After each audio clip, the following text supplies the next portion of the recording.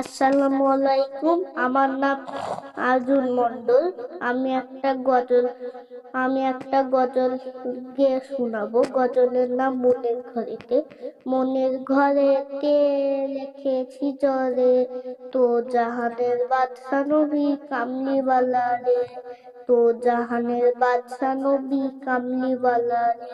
আমার দয়ার নবী রে, আমার মায়ার নবী রে, আমার দয়ার নবী রে, আমার মায়ার নবী রে, তো জাহানের বাদশা নবী কামলিওয়ালা রে, তো জাহানের বাদশা নবী কামলিওয়ালা রে, কামলিওয়ালা রে।